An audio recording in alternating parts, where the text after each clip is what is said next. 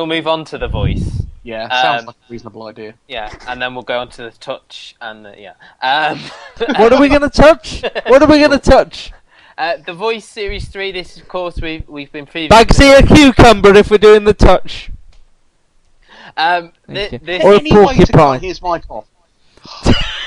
The Voice Series 3, as we've been previewing it for a while, Kylie Minogue and the Kaiser Chiefs Ricky Wilson joined the panel alongside Sir Tom Jones and will.i.am. New hosts in Emma Willis and Marvin from JLS. They didn't get as much time as I thought they would. No. And I'll say now, one of my main problems with The Voice is that it doesn't need two hosts. And basically, anyone who's seen the blind auditions before, this is the similar thing where you hear the singer, and then if they like them, they turn around. I'll just put my views in first. I thought both of How these... controlling is he when he's hungry? Both of these new coaches, I thought were miles better than their predecessors, Jessie J and Danny O'Donoghue.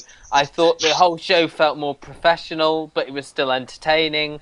They had a certain sort of credibility to it, and I loved sort of Kylie's little sort of coyness when she came face to face with the guy who used to be in the streets. You know, she got all embarrassed and had to hide behind her chair. And I thought... Why was that? Ricky Wilson had quite a sort of sincerity about him as well, about certain singers who he really liked, even though he got a bit stalkery around that girl with the harp. That sounds like a euphemism. Because she fancied him, the guy from the streets. Who sadly did not mention his time on Celebrity Love Island. Well, no, and I've read this week that the main guy from the streets... Mike Skinner's come out and said he was never in the band, he was just a session singer. Gary, I know sort of some of Luke's thoughts on this, but I don't know yours, so... Well, I really liked it. The only complaint I would have, again, an hour and a half, a little long. I was a little bored towards the end. I think that an hour 10 would be perfectly fine for this. And I know this episode is an hour 20, so they are addressing that. I really liked the induction of the new judges or coaches. I think Kylie brought real name value to a different audience, and I think you showed that in the first episode. Somebody came on and did one of her songs, but thank goodness they didn't do a karaoke version. They brought their own style to it. I think as well. I think Ricky Wilson was good.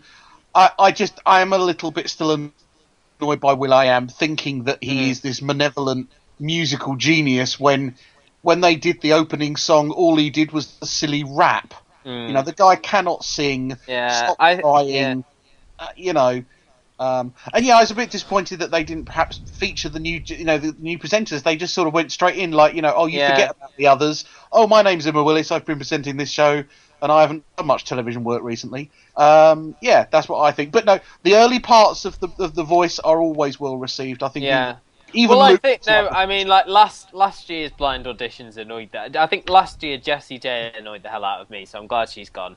Last year the best bit for me were the battle rounds, but again it always falls down, as Luke alluded to earlier, when it gets to the last bit and they just run out of ideas. And I think we need to know more about the characters of the people who are ultimately going to be the finalists. I think that's the key. Last year we said what they fell down was the fact you had to eliminate one person from each team, didn't you? Yeah. Whereas really, when you get to the live shows, just eliminate the worst singer every time. Yeah. It doesn't matter if they all end up being like the X Factor. If they're all will.i.am's contestants at the end, who cares as long as the best singer wins? I agree. Luke? I don't think I'll ever like the show. I just find it a bit long and a bit dull. The only thing they could have done to wrap it up very quickly is take a bit of positivity out of EastEnders' book, replace Danny O'Donoghue with Danny O'Dyer, then I would have watched it. But you did watch it, didn't you? I did watch it. I wanted to get my chair for you, you slag. Well, thanks, Gary. I did watch it. And Michael Ball also makes it. I wanted to give it a fair go, but I just think it's all a little bit too cringeworthy. For me, it tries too hard to look flash and entertaining, and never quite. With you but when they calmed it down, I really enjoyed. I thought of the 3 opening episodes, this was by far the best one. I equate the opening song to the judges duetting with their people on the X Factor. You just have to endure it, and you only get it once. I don't think they're trying too hard on this. I disagree with you completely, Luke. I think you do Well, go I'll hit into you this with a with sort of brick. a bad attitude of watching it. You know, you had a sort of preconceived idea going into it. And I hate. There are some shows that you will never like, and for me, The Voice is one of them. although you did So- like it when it started. It I broke your don't- heart, is what you're I think I've deleted those podcasts where you'll find that I didn't like it. saying.